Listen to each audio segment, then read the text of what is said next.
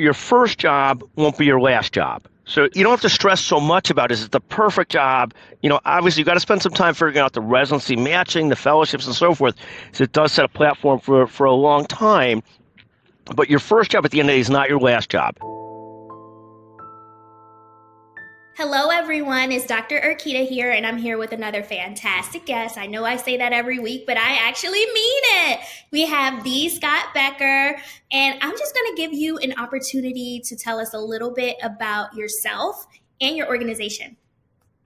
Well, thank you so much, Dr. DeRouen, Erkeda. Thank you so much for having me. Again, Scott Becker. I'm the publisher and founder of an organization called Becker's Healthcare. Becker's Healthcare is a media company, newsletters, websites, digital events in the healthcare space. In the last few years, we've had great speakers from the leaders of the great health systems like Cleveland Clinic, Mayo, and systems like that, to also people like President Bush, President Clinton, Hillary Clinton, Nikki Haley, as well as a whole number of different types of celebrity types. And the concept is to keep a great place for people to get information, whether the digital side, Becker's Healthcare, or the event side in Becker's Healthcare, for physicians, health system leaders, prospective physicians, a whole host of others. Your podcast, of course, is near and dear to my heart. I have a pre-med stepdaughter. I've got a med student at the University of Miami Medical School stepdaughter. And I've also got my daughter is celebrating her 3 years of dating a boy who's also a med student as well at Wayne State in Michigan. So the concept of prospective med students is just near and dear to my heart. The other daughter who's at med school also dates a med student for years. So the whole concept of what are prospective medical students looking at, what does the future look like, is something close to me professionally, but it's also something very close to me personally. So I'm just thrilled to get a chance to visit with you on your podcast, Erkeda. Thank you so much. No problem. We really appreciate it. And it's great to hear that medicine is running deep in the family. So all of the things that our listeners are craving. They want to know about admissions. They want to know about all of these things and the hot topics in healthcare and what they can do in order to contribute to society. You also know about the landscape and how medicine is evolving and changing. The roles are changing. The systems are changing. So we may get into a little bit about that. But as you mentioned, you're trained as a lawyer and a certified public accountant. What inspired you to found Becker's Healthcare? Sure. The real answer is, and this goes back 30 years ago, I was a young lawyer at a large firm trying to build a thought leadership brand, trying to build a practice, trying to build a reputation. And I sort of started it we had very small conferences originally in the surgery center area. We had a very small newsletter that I wrote everything myself, and started to do this really to develop a brand. And then at some point it became clear we had developed a following between our conferences and our writings on what's going on in healthcare and the healthcare area. And I started to hire people and hire people into the business. Now we have 100 plus employees that work at Becker's Healthcare, a magnificent team, a magnificent leader. My partner for 20 years is a woman named Jessica Cole, who's the CEO and president today and my partner in the business. And at some point, going back about 20 years ago, it moved from being a brand and thought leadership thing into truly a business, into being in the media business.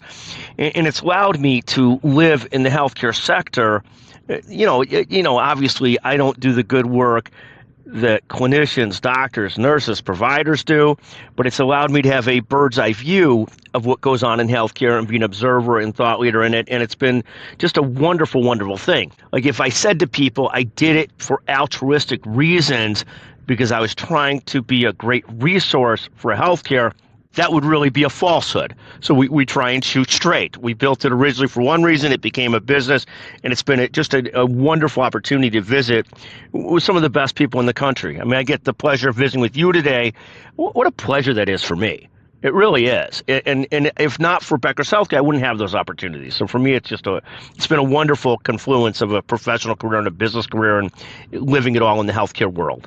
I love that. And it's definitely a pleasure for me as well. And it just showcases, even in terms of students who may be a little concerned about going in and knowing right now, I'm sure you're familiar with your family members, your children who may have went into medicine for certain reasons, and they may be like, okay, I know I want to be an orthopedic surgeon, or I know I want to be a pediatrician, and they get there and you go through it, and it just shows you that life is a journey. They may become that, they may not, they may pivot into something else. So it's very interesting that you came into your career at one way and you're like, okay, how can I create this business? And then it just evolved into something completely different, and it's helping people. It's so interesting you say that, because I think there's several things there that are so resonate so closely with me. First is, yes, of the three kids, meaning the daughter and one daughter's boyfriend that's in med school, and the stepdaughter's boyfriend's in med school, one of them, at least on some days, feels pretty clear about where he's going. The other ones are trying to figure out the next steps and so forth, and trying to figure it out. The second thing we always talk about is your first job won't be your last job. So you don't have to stress so much about, is it the perfect job? Obviously you've got to spend some time figuring out the residency matching, the fellowships and so forth. So it does set a platform for a long time. But your first job at the end of the day is not your last job. The third thing, and there's a brilliant spine surgeon that always talks about this with us, is it's both you're a doctor, and if you don't want to burn out, it's a doctor, and what else are you doing? So, for example, if you are a doctor and all you do for 40 years is see 30 patients a day, it's almost inevitable you're going to be burnt out. It's almost inevitable. But if you're a doctor and you're doing a podcast, or you're in leadership, or you're doing other things, and you're able to step back one bit from medicine for a moment and not just be stressing all the time, taking care of the things that pay the bills, whatever it might be, but you're doing a variety of things, you're much likely to have a long-term sustainable career. So the doctors that I think that mostly love it have found a way to be doctors, but also do some other things that keep life interesting, whatever they may be. They may be tangentially related business things. They may be other parts of their life entirely, like they whatever it might be. It might be the other priority is raising kids, so I got to make sure that I'm working 3 days a week, 4 days a week, not 7 days a week. Or it might be that the other priority is another business, or it might be your sports, your fitness, your physical, mental health. But those that understand it's not one thing. It's probably a mix of things that makes things work for the long run is so important. Absolutely. I couldn't agree more. Like personally, and I'm sure the students have heard my story where when I went into medical school, I knew I wanted to do primary care. I became a family physician and worked in community health and all of those things. And I thought that would be my career for 30 years. And 3 years in, I was like, what else is there? I love the patients and all of those things, but I ended up finding telehealth before it was kind of cool, and pivoted into that. And so much has grown in that way since then, where if I hadn't taken that leap or that journey or been open to a phone call or a conversation, I may not be doing the things that I enjoy doing now and affecting populations from a higher level. And then the other thing that you said was there's always going to be something. And basically what I interpreted from that is don't let medicine define who you are as a person. It's a component of it, it's a job, but it's not your first job will not be your last job, more than likely. And you have to have something that fulfills you in life, and it shouldn't only be your job. So search for something that makes you you, and if you already have it, you should. But if you haven't found that yet, figure it out and go for it and continue to integrate that into your life. I think that's beautifully stated. I think there's this concept of whether it's with you, she's a doctor and she's this and this. Whatever those other aspects of your life are, that it's an important part of your life, but it is a part of your life. It's not everything. It's part of your identity. Of course, same thing with myself. He's a lawyer and he does these other things. And it's sort of like, defining yourself more broadly, whether it's a lawyer and a father, a lawyer and a business person, a lawyer and whatever it is, a lawyer and an awful golfer, an awful tennis player, whatever it is. But it's a multitude of things that we all are. And I think if people get themselves in this box where this is all they do, and they're not constantly what we always talk about is 80% of effort doing a great job on your job, 20% keeping your eyes open, taking that phone call, whatever it might be, and obviously then that whole job part is just a part of your life. It's not your entire life. Absolutely. And with that, exploring different things in life and as well as being in healthcare, you have to know what is going on, like keeping a pulse of what's going on. And I think that Becker's Healthcare definitely lets physicians know what is going on. So with you having all these information coming through with the podcasts and the webinars and the white papers, all of those different avenues, what do you think is the hottest topic in healthcare? I know a lot of students are going into interview season and they have to have some kind of conversation. So what do you think is hot right now? Sure. Well, we talk about often 3 or 4 different things that, and they're all, we'll define them as the 3 big problems. So healthcare is a math problem. And the math problem is we have 330 million people in an aging growing population and not nearly enough doctors, residency spots, nurses, clinicians, and we've got about 1,070,000 doctors for 330 million people. That ratio doesn't work. We have 4 million nurses. There used to be 5 million for 330 million people. That ratio doesn't work. And the same thing holds true in all the different provider areas, clinicians, technicians, everything else. Just not enough people in the healthcare providing world as there are in the healthcare sort of needing world. The supply demand, the math is a problem. The second thing we talk about is that most solutions aren't binary. Most solutions are, as we talked about, like our careers, like our people, multifaceted. So if we talk about, well, technology could solve the problem, well, not really. Technology can help to solve this gap in the supply-demand equation between people that need healthcare and people that are providing healthcare, but it can't close that gap. It still requires a ton of thoughtful people, caregivers. It still is the feeling and the reality of being taken care of by other humans in part. So the issues are not technology or providers, it's technology and providers. So math, we say that healthcare is a thinking problem, that it's not binary, it's multifaceted. The third thing we talk about often is that healthcare is what we call a power problem, in that the big payers, the 4 large payers, have become so large. The 4 largest are 4 of our largest companies in America of the top 20 in revenues. And that's and it's not a knock on them, but United, Aetna, Cigna, Elevance, which is the former Anthem Blue Cross, are so large and so powerful, and most physician systems, most healthcare systems are just dwarfed in size by those. So we ultimately end up with a sort of a power problem. We've also got, so we talk about a math problem, which is supply and demand, a thinking problem, a power problem. We've obviously got huge shortages in the behavioral health area. We still have very challenging health equity issues in our country. I mean, there's so many other things we could talk about, but those are some of the 3 to 5 top issues that we talk about regularly in terms of where there's just a mismatch of resources compared to what we need, and a mismatch of thinking compared to what we need, and a power mismatch. I definitely can identify with all of that. And I haven't necessarily thought of it in the terms of being a math problem, but that's a pretty good one. I wish that the system could figure out how to fix it. Well, and that's part of the problem, is that we have Washington, D.C., a state government situation that's much more driven by ideologues and noisemakers versus problem solvers. We all know we need more residency spots. We all know we need more medical school spots, but we produce 18,000 doctors a year and there's 330 million people, and we have more than 18,000 retiring a year. Just even by treading water, we're going in the wrong direction. But we have a problem as well. I couldn't agree more. So our time is coming to a close soon. I have one question that I love asking all of my guests because I get so many different responses. And we know that even if you're not practicing medicine, everyone will have some kind of touch point with the healthcare system throughout the span of their lives. What is something that you wish, if you had a magic wand, because we know the system isn't very perfect, what is something that you would change about the healthcare system if you could? That is a great question. I mean, a lot of my answers come back to what we talked about in terms of healthcare having a math problem. So, for example, I know I'm in a very connected world. I'm the publisher of a newsletter. I've done well economically.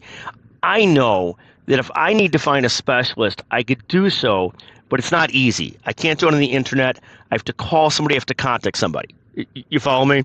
And I'm in sort of like a privileged category. So if I could fix something, it would be, we would have another 100 to 200,000 more primary care physicians. We'd have another 100 to 200,000 specialists, so that those with connections, those without connections, could access the healthcare they need. So if I had a magic wand, this issue now that to get to a specialist, like my mom, who's in her late 80s, had to go to the ER. I'm able to email the president of the hospital and say, hey, by the way, my mother's going to be in the ER. And I only need to do that because we're so short-staffed every place. You follow me? Yes. And the fact that I can barely get access half the time and I'm connected to everybody is a travesty of justice. It's a travesty of equity. You follow me? So if I could take a magic wand, it would be to produce in a much more efficient way. Right now, the concept that it takes 10 years to produce a specialist, 8 years to produce a primary care physician is ludicrous. If we could fix those things, healthcare, the education was developed pre-internet. I mean, we produce great doctors, but they produce them much more efficiently in other countries. Yes. And so we have to figure out how to do it much more efficiently. But my magic wand would fix that health access and equity issue. And I use the example of people like you and I can find access to the right people because we're connected to the system, but we need to fix that. That's not fair. It's not right. It's bad. It's a travesty of justice. It's a horrible situation. We can get coverage for everybody, and we should. But to have real health equity, we need more doctors, nurses, more solutions, and that's the magic wand. I'd like to fix that math problem. Is that right now the access issue is, if you're in an inner city, if you're in a rural place, it's awful, and it's awful even in the privileged communities for those that don't know people. I mean, and again, that concept that it's better for those that can afford a concierge versus those that can't is really a horrible way to manage our system. I couldn't agree more. Like, for us to be a country with so many resources and for there to be such a gap in terms of the access, in terms of the quality of care that people get, just because someone has Medicaid doesn't mean that they don't deserve the same care that someone who doesn't has. And I've shared this story a few times on my podcast. My cousin, 30 years old this year, diagnosed with stage 4 metastatic lung cancer, and she had never smoked before. And she had Medicaid. So when she went to a specific hospital, they were like, you have cancer, you go figure it out because we can't treat you here. So I had to personally call in my Rolodex and get her into Hopkins. But what about the people who don't have that? That's a perfect example. It's not even, Medicaid is short form because a ton of systems do take Medicaid. A ton of the right doctors do take Medicare, do take Medicaid for the right reasons. But it's really the issue of Medicaid is better than not coverage, so coverage good, but it's a story you tell about getting her to the right oncologist, the right cancer program took my connectivity, meaning yours. Your connectivity is exactly the travesty of it, that it's not generally available. And I'm thrilled she has Medicaid versus doesn't have coverage, because it would even be worse. But the concept that the access has to have a special connection to get her to someplace that will see her and take care of her is a travesty of our healthcare system. To add to that, I absolutely agree. But even with that system, in terms of the delay of care, like you said, with the access, so this all happened in July. She passed away in October because it was so. It's so sad. All of these things. So how many other people are going through this experience or didn't even get to that point because that hospital? Since we live in the DC area, Medicaid from Maryland doesn't count for DC. So how many people were just left without even knowing what the next step was? Because in DC, they said, oh, go to the health department and change over to DC Medicaid if you want help. Otherwise, you're just SOL. So what are we doing in order to bridge those gaps? But that's a whole nother discussion. But it's a critical discussion because it's a mess of a system. When you talk about people, we don't have one healthcare system. We have 50 different Medicaid departments. We've got Medicare. We got the VA. We got 4 big payers, 100 other payers. We don't really have a system of healthcare. We've got a lot of supply, but not nearly enough. A ton of demand, and we've got a lot of inequities and problems in the system. We've got problems at every level. And the more acute at where the health equity is worse, 100%. Absolutely. So we have a lot of work to do. And for the listeners out there, a lot of this will fall on you. We are in a system, as you mentioned, where a lot of people are retiring. With the pandemic, a lot of people realize that they want to be treated better in their work environment. So they're leaving. They're kind of getting out of the system. So a lot of these things, these changes are going to be placed on you to advocate for and to create this change so that we won't be in the same position 10 years from now. 100%. And just, the last shout out I'll do very quickly is to Jordy, Max, and Hunter, who are all med students who are essentially extended parts of the family, who are magnificent. But Erkeda, what a pleasure to visit with you, Dr. DeRouen. What a magnificent podcast and what a magnificent person you are. Thank you so much. And I'll give a shout out to you guys too. And if you want to come on the podcast, I do have students that come and share their experiences as according to where they are. And for the students who are listening as well, you're welcome to send me on my Instagram, Dr. DOCTOR, the letter D, GRAM, Dr. D Graham, and let us know what guests you want us to invite and what topics you want us to address. So I really appreciate you coming on and sharing your words of wisdom with us, and hopefully you'll come back. We would love to. What a great pleasure. What made my day. Thank you so much. Thank you so much. Each episode of the Prospective Doctor podcast is brought to you by Med School Coach. To access articles, videos, webinars, and free tools to help you succeed on your journey toward med school and beyond, visit our website, prospectivedoctor.com. We hope you tune in again next time.